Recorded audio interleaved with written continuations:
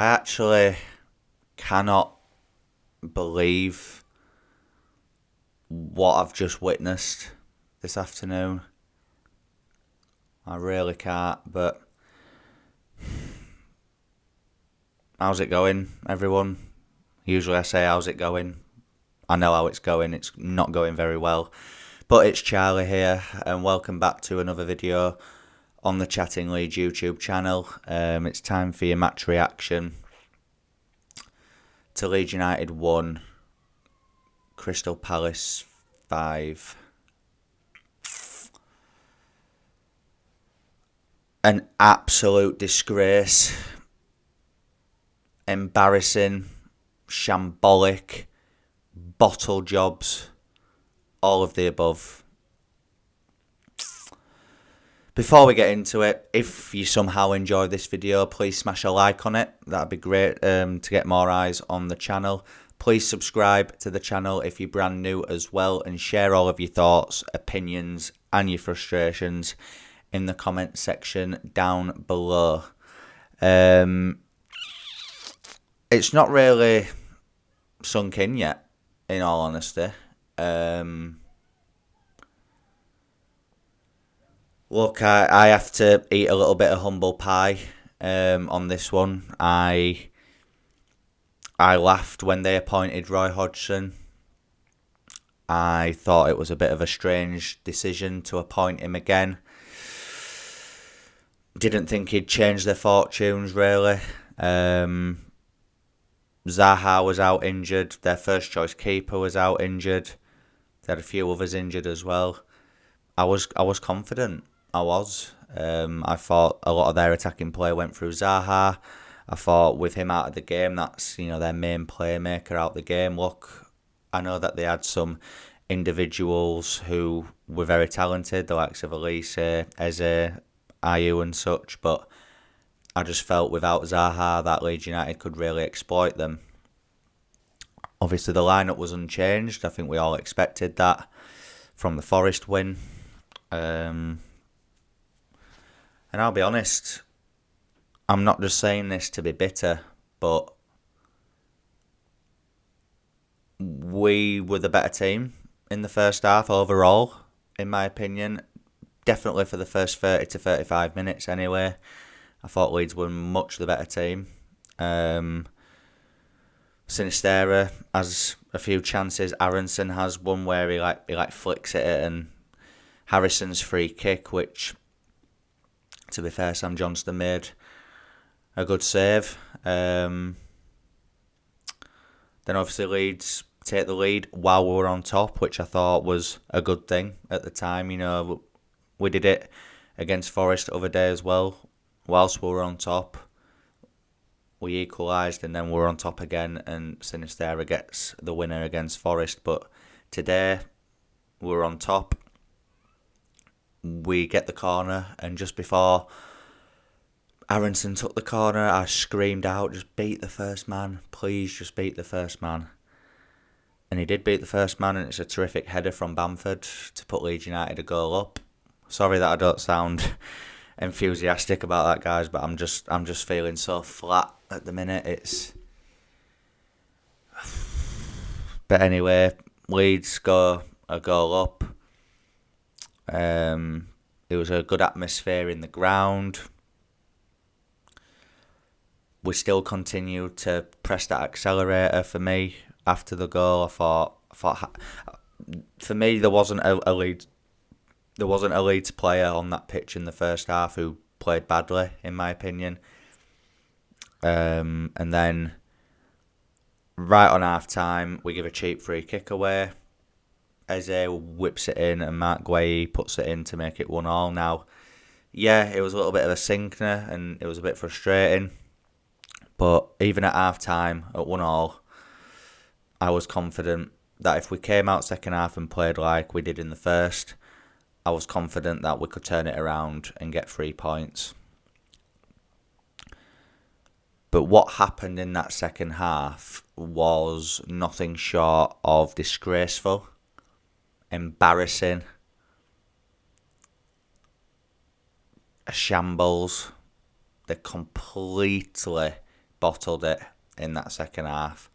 I don't know what got said at half time because it were the same 11 players that came out. It isn't like you can look at it and say, well, did Javi make a sub that didn't work? Did he change formation? Did he change tactics? There's no changes made. None at all.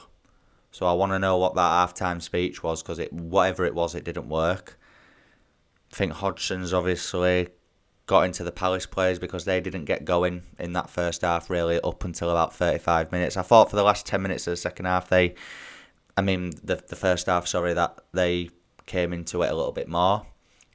But they didn't really threaten us massively until they equalised. But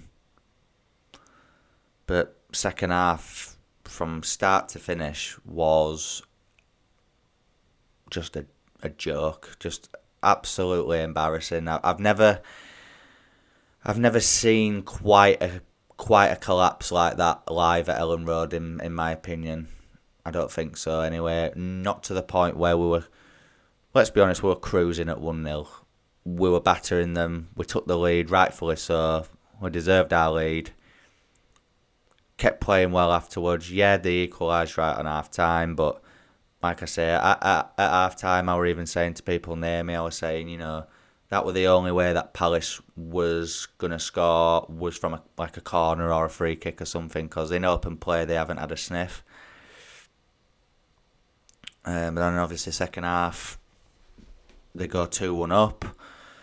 Again, really, really, really bad defending from the likes of Robin Koch and Luke Ayling to just allow Jordan Ayew a free header, which even at that point you're thinking, right, yeah, that's bad defending, but it's early on in second half, we're still in the game, we can still get at them.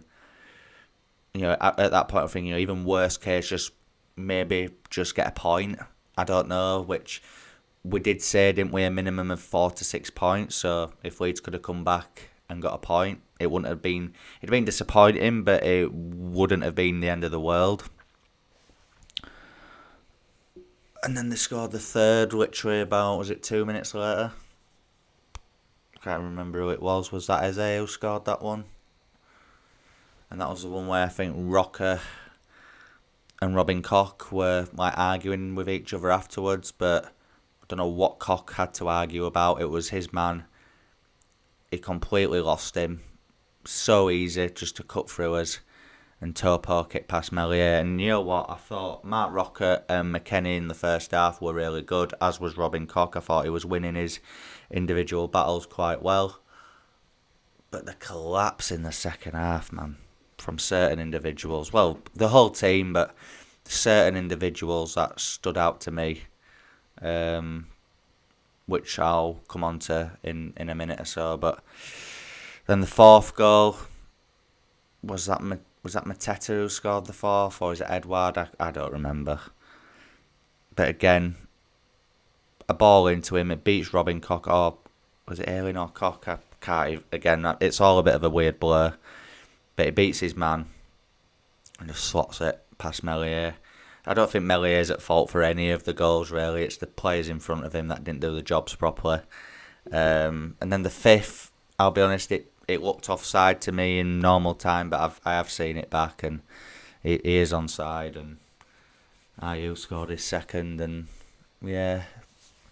And, there was people leaving on the 70th minute mark, which, again, each to their own, and people pay for a ticket. It's up to them how they choose to, how long they stay for.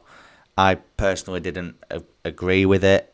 People leaving, for me, I support the team in the hard times and the good.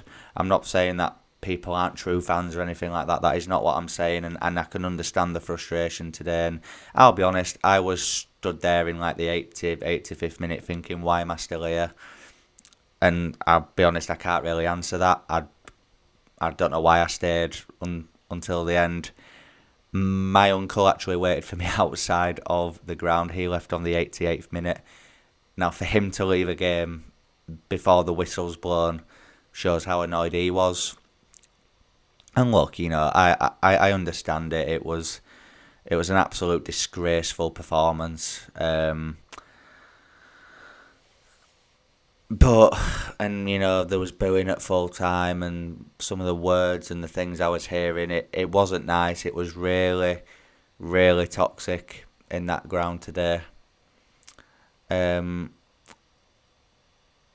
yeah, let's just talk about certain individuals. Well, for me, there's two main ones in the second half. I feel like as a collective, it was really bad, obviously, but Koch and Ayling, I mean, they're supposed to be defenders at the end of the day. Like I said, Koch for that third goal, he just watched Eze just walk past him. The IU header for the second goal, I think he was stood in the middle of them both. And he still manages to get a free header past Melier. Thought Luke Ayling was getting torn a new arsehole in that second half. To be fair, I thought Elise had the better of Firpo quite a bit in that second half as well. But I thought Firpo obviously dropped off in second half. But Luke Ayling just can't defend. There needs to be a serious conversation now. I've tried to stick up for him in recent games, because it hasn't been that bad in recent games. Arsenal are Arsenal, the top at league for a reason.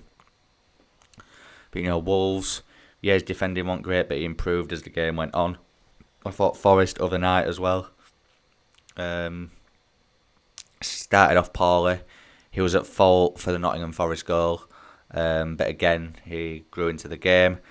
Today, I think he did an opposite. I thought he started the game off quite well, as did everyone. But the second half, I've just getting run past way too easily. Mistiming tackles, passing was off. I don't remember us having an effort on goal in the second half at all. Now, some people may talk about Javi Gracia in this game. Did he get it right? Did he get the tactics right? Did he make the right changes? I'm not just saying this because I actually quite like Gracia, but I don't think it was him who was at fault for this. You could argue he could have made changes a little bit earlier to help out, but that was on the players today.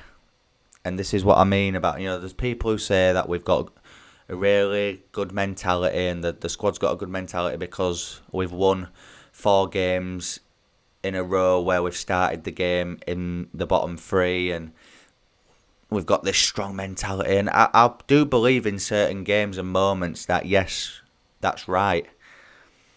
But in certain games, Forest away, Everton away, Palace at home today, even Palace away earlier on in season where we started off well and we bottled that. There's been a few instances this season where we've bottled the big games. Now, I said a few weeks ago, didn't I, that come the end of the Palace game, that we'd have a strong idea of where Leeds will be playing their football next season. Now, as it stands, it's still very much, pre-game I'd have said, look, we get through this or even get a point, worst case scenario. We're 14th even on a point and you think, we're in a decent position. But now, I'm not saying we're nailed on to go down because I don't believe that at this moment in time. I don't. Even after what's happened today, I'm still not... I'm not coming on here and saying that Leeds are nailed on to go down or anything like that. But we're definitely back in the mix 100% now. I think pre-game, we were not completely out of it, but we were starting to get there. But now we are right back in the mix now. And it doesn't help that our next game is 1 against Liverpool and 2... Again, it's on the Monday night after everyone's played. So we could be going into Liverpool in the bottom 3. It's quite conceivable. which you could look at it and say, like I just said, each game that Leeds have started in the bottom three, we've won. And, even if we'd have lost today, but it had been a narrow defeat, yes, we'd have been annoyed and frustrated, but if we'd have played well and we'd have competed and we just lost out, you could have saw positives going into Liverpool. But now, look, I think at the time of recording this, Arsenal are beating Liverpool at the minute. But you don't know what Liverpool will turn up. And if the good Liverpool turns up, then we could be in for a very bad evening again. But going into that game on the back of a 5-1 humbling at home in front of your own fans against a relegation rival as such. But I think Palace... I thought Palace were going to be fine anyway, but they've confirmed it for me today that they're fine. It's 13th down now for me.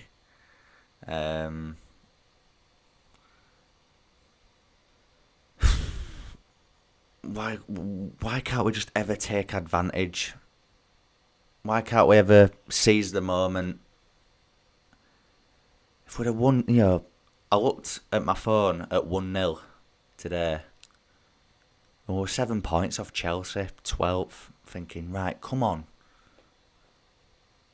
And then now we're 16th, 2 points above relegation zone, I believe. 2 points ahead of Everton, who've got Fulham at home next week, which you'd expect Everton to nick something at home. Which is why I say Leeds could find themselves going into Liverpool in the bottom three. Yeah, it's pretty bleak, I can't lie. And yeah, I have no energy to say anything else really, guys. Just an absolute embarrassment. They want to be ashamed of themselves, them lot, today. Really, really bad. Getting beat like that against a City or an Arsenal, yeah, it's bad, but you can look at the quality that those teams have. But to get beat by Crystal Palace, with all due respect, and if you're a Palace fan and you expected that today, then you're lying, because you didn't. Nobody expected that scoreline today. I'm not saying you didn't fancy yourselves, as did we, but nobody predicted that. Nobody. But anyway, we'll leave it there, guys. Try to enjoy the rest of your bank holiday weekend as best you can.